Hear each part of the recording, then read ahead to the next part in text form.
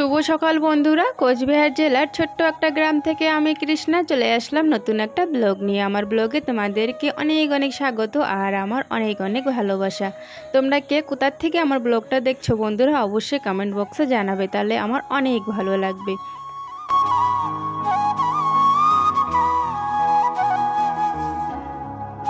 ঘুম থেকে উঠেই উঠান ঝাড় দিয়ে দিয়েছি, বাসন মাজা শেষ। আমাদের হাঁসগুলোকে কিন্তু আমি ছেড়ে দিয়েছি। এখন চলে এসেছি রান্নাঘরে, চাটা বানিয়ে নিলাম। এখন ম্যামকে দেওয়ার জন্য চলে যাচ্ছি ম্যামের ঘরে।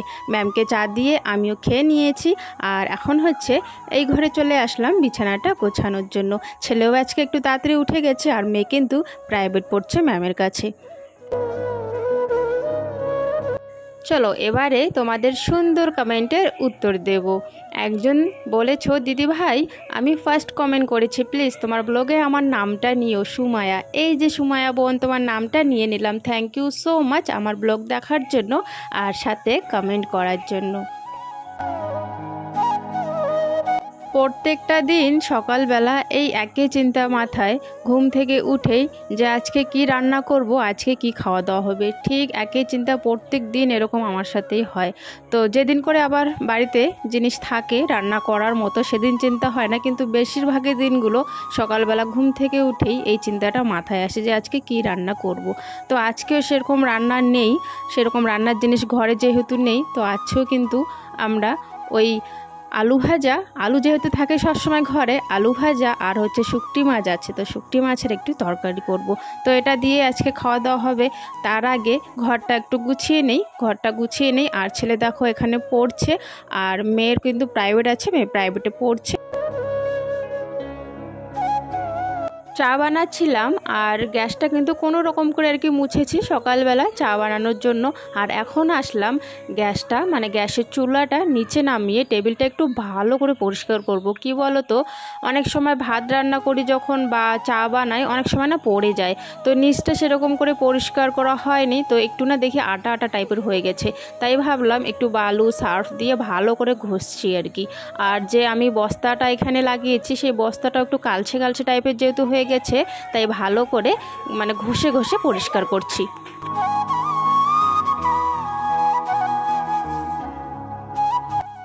জানি না এই বস্তাগুলো কতদিন আর কি থাকবে, কতদিন টেবিলে আর কি থাকবে, তো যতদিনে থাক ভালো করে পরিষ্কার করে এইভাবে রাখতে হবে। আর যদি বেশি নষ্ট হয় তাহলে এগুলোকে সরিয়ে আবারও নতুন বস্তা লাগিয়ে দেব।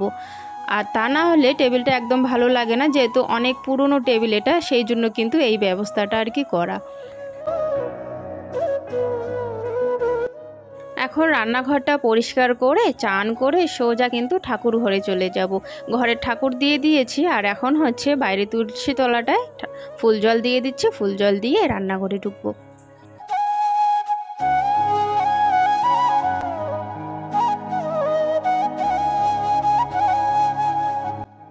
আমাদের রান্নার খড়িগুলো দেখতে দেখতে দেখো কতটুকু হয়ে গেছে, দেখতে দেখতেই কিন্তু ফুরিয়ে গেছে খড়িগুলো, তাই না? আর কয়েকটা খড়ি আছে, তবে বর্ষার আগে খড়ি আনতেই হবে, উপায় নেই। খড়ি ছাড়া রান্না করব কি, খাবো কি, তাই না?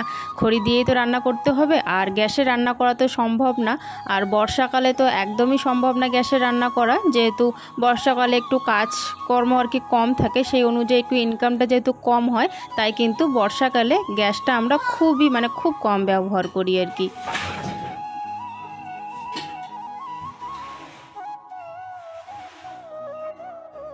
সকালবেলা একবার দেখেছি মাছটা, তো এখন আর একবার দেখছি যে রান্না করার আগে আদৌ মাছটা আছে কি না, নাকি মরেই গেছে। তো দেখলাম যে না, এখনও বেঁচে আছে। দেখো এখনও কিন্তু বেঁচে আছে, অনেকক্ষণ ধরে দেখছিলাম আমি যে লড়ে কি না, তারপর দেখলাম হ্যাঁ আস্তে আস্তে অল্প অল্প লড়ছিল। আর বেশি যদি আমি লড়াতে যাই তাহলে এক লাফ দিয়ে আবার উঠে পড়বে, তাই জন্য বেশি না লড়িয়ে একটু ভালো করে দেখিয়ে নিলাম আমি। তো দেখি এখনও আর কি মরেনি, আছে যেহেতু, তাই আর আজকে এটাকে আমি মারবো না। আজকেও আর কি শোল মাছটা রান্না করব না, কালকে দেখি ওর বাবা যদি কালকে আসে তাহলে কালকেই আর কি রান্না করব।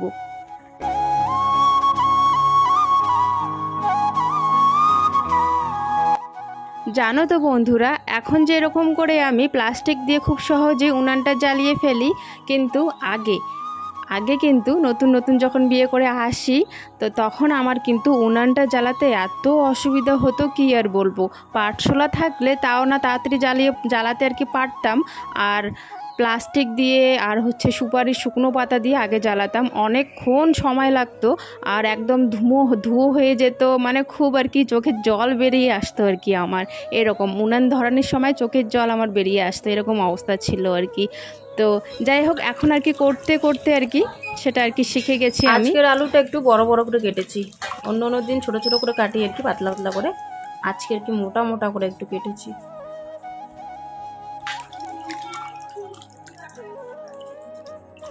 এইভাবে আলাদা টেস্ট, তাই না?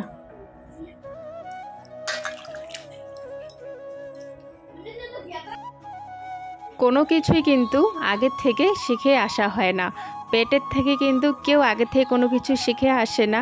আমরা পৃথিবীতে যখন জন্ম নেই আস্তে আস্তে সব কিছু চোখে দেখা, হাতে করা, তো আস্তে আস্তে করেই কিন্তু সব কিছু শিখি, তাই না?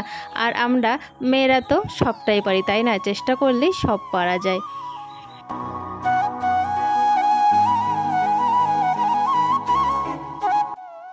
আগে যদি কোনো জায়গায় নোংরা থাকতো আর কি, সেই জায়গাটা আমি পরিষ্কার করতাম না, তবে পরিষ্কার চাইতাম যে পরিষ্কার থাক, তাহলে আর কি ভালো লাগে, কিন্তু নোংরা জিনিসটা আমি নিজে পরিষ্কার করতাম না, এরকম আর কি ছিলাম। কিন্তু এখন নোংরা জিনিসও মানে খুব সহজভাবে পরিষ্কার করে নিই, কোনো কিছু আমার মনে হয় না আর কি।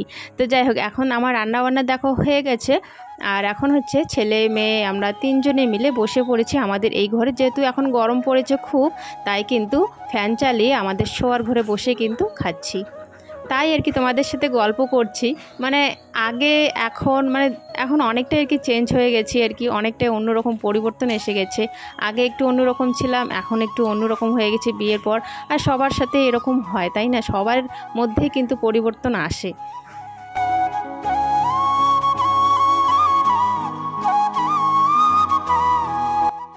এদিকে দেখো, আমি হাঁসকে কিন্তু খাবার দিয়ে দিয়েছি, ওরা খেয়ে নিয়েছে, আর এখন হচ্ছে আমি উঠোনটা ঝাড় দিয়ে দিচ্ছি।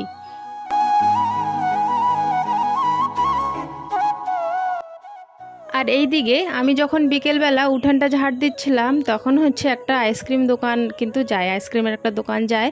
তো প্রীতম বাইরেই ছিল, তো প্রীতমের সামন থেকে আর কি একটা বাচ্চা আর কি আইসক্রিম যে এসছে, আইসক্রিম নিয়ে গেল আর কি বাড়িতে, দোকানে যে আসো আসো এদিকে আসো আর কি নেবো আইসক্রিম। তো বাড়িতে নিয়ে গিয়ে আর কি আইসক্রিমটা নিল, ওরা দুজনে আর কি আইসক্রিম নিল। প্রীতম ওখানে দাঁড়িয়ে দেখলো, ওর আর কি বলার সাহস পাচ্ছে না আমাকে আর কি, যে দেবে কি না মা, আদৌ টাকা আছে কি না, তো এরকম আর কি। তো বলার আমাকে সাহস পায়নি, তবে আমি তো সব কিছু দেখলাম, তাই না? আমি তো একজন মা, আমার তো খারাপ লাগে, তাই না? তো মানে একটু হলেও তো আমার কাছে, আমি 10 টাকা হোক 20 টাকা হোক রাখি হাতে, যে আমার বাচ্চারা কখন কি চায়, তো আমাকে তো দিতে হবে, তাই না?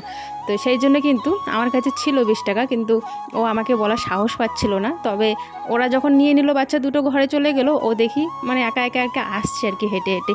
তো আমি আবার ওখান থেকে ঝাড়ু লাগিয়ে ওখানে দাঁড়িয়ে দাঁড়িয়ে দেখছি যে ও আসলো আর কি, কিছু বলছে না আমাকে। তো আমি তো বুঝে গেছি, তো আমি আবার বললাম যে কী রে, খাবি না?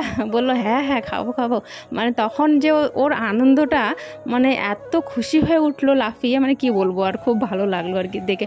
তারপরে যে আমি দৌড়ে আসলাম, আর প্রীতিও তখন ওখানে এসে পড়েছিল, প্রীতি আবার দৌড়ে গেল আর কি টাকা আনতে, আর প্রীতম আবার আইসক্রিম দোকানকে বললো দাঁড়াও আইসক্রিম নেবো।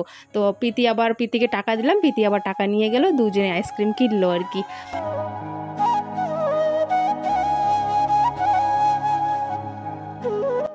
তবে অনেক সময় কি হয় বলো তো, অনেক সময় আবার টাকা থাকেও না, তো ওই জন্যে আর কি অনেক সময় দেই না, তো সেটাই আর কি ভয় আর কি বলছিল না। তো মাঝের মধ্যে আর কি থাকে না, কিন্তু আমি বেশিরভাগে আর কি রাখার চেষ্টা করি 10-20 টাকা রাখার।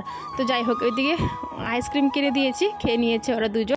এইদিকে আবার আমাদের বাইরে যে জুতোগুলো থাকে, সেই জুতোগুলো এলোমেলো হয়ে পড়েছিল, তাই বারান্দাটাও ঝাড় দিয়ে দিলাম, আর হচ্ছে জুতোগুলোকে ভালো করে গুছিয়ে রাখলাম সাইডে।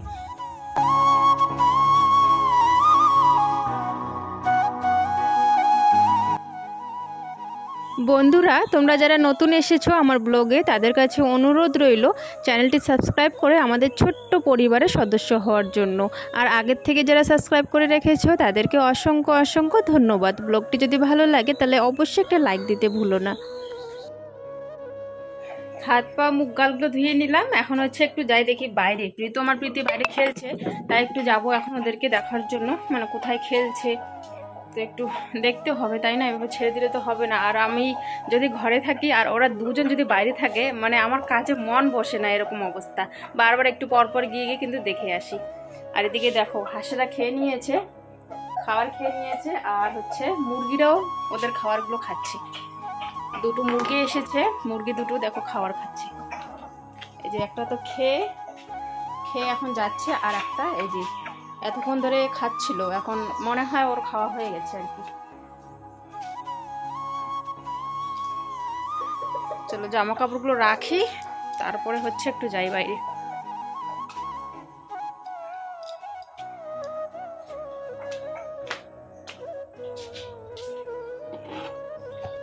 ওই যে প্রীতম হচ্ছে বাইরে, ওখানে রাস্তায় ব্যাট বল খেলছে।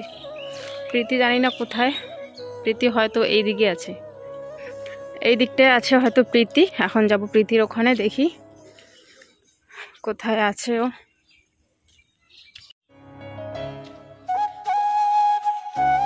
এইদিকেও নাই, কই গেল দেখি, ওদের বাড়িতে বোধহয়। হাত পা মুখ গালগুলো ধো, হাত পা মুখগুলো কি হয়েছে? আমিও বাড়িতে আসলাম, আর দেখো এই যে দেখো কি দিয়ে গেল।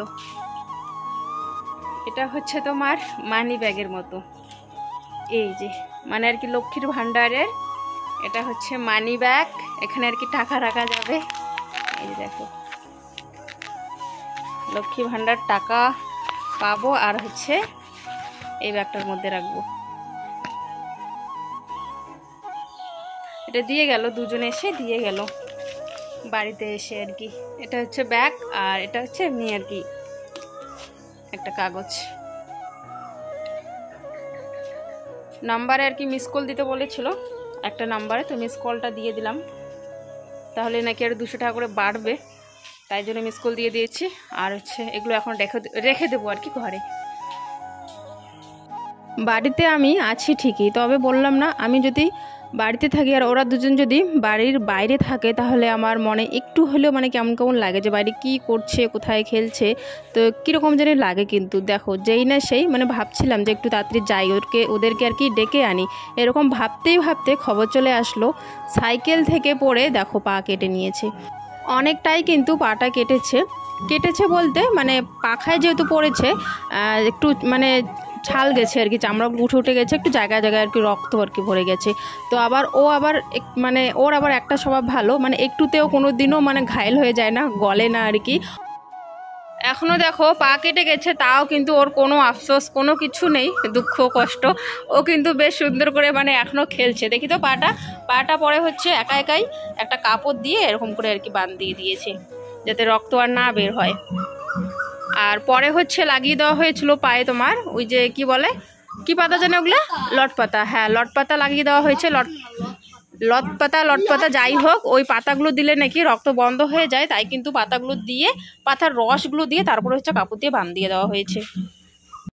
সন্ধ্যার সময় কয়েকটা গোলা রুটি বানিয়েছি, প্রীতম নাকি খাবে, তাই ওদেরকে দুজনকে বানিয়ে দিয়েছি, সাথে দেখো আমিও 2টো গোলা রুটি নিয়ে নিয়েছি, আর সঙ্গে একটু চা নিয়েছি। আর দুজনে ওইদিকে দেখো ওই বিছানায় পড়ছে, আমি আগে খেয়ে নেব, তারপর হচ্ছে আমিও কিন্তু ওই বিছানায় বসে পড়বো ওদেরকে পড়ানোর জন্য। বই পড়া শেষ হয়ে গেছে সন্ধ্যার, আর হচ্ছে আমরা কিন্তু খাওয়া দাওয়া এই ঘরে করে নিয়েছি, যেহেতু এখন গরম পড়ছে একটু, তাই কিন্তু এখন খাওয়া দাওয়া আমাদের এই ঘরে হচ্ছে, যেহেতু এই ঘরে ফ্যান আছে, সেই জন্য আমরা এই ঘরে এখন খাচ্ছি আর কি। তো খাওয়া দাওয়া হয়ে গেছে, আমি ওইদিকে বাসনগুলো সাইড করে রাখলাম, আর বস্তাগুলো তুলে রাখলাম। এখন হচ্ছে মশারিটা আর কি টাঙাবো, মশারির ভেতরে অনেক মশা থাকে, তো সেগুলোকে বের করে দিচ্ছিলাম। আর প্রীতি ওখানে শুয়েছিল, মানে কখন আমি মশারি টাঙবো আর ওরা দুজন আর কি ঘুমাবে, তাই জন্য।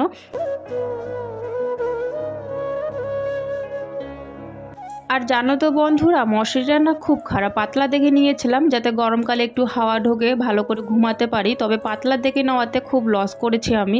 কেন বলো তো, এই এক তো খুব পাতলা, আর একটুতে ছিঁড়ে যায় মশারিটা, আরও না যদি ফ্যান চালু থাকে তাহলে মশা প্রচণ্ডভাবে মশা ঢুকে, আর সারা রাত মশা মারতে থাকি আমি, তাই ভাবছি মশারিটাকে একটু পাল্টাতে হবে, তাছাড়া আমার মানে ঘুম হচ্ছে না।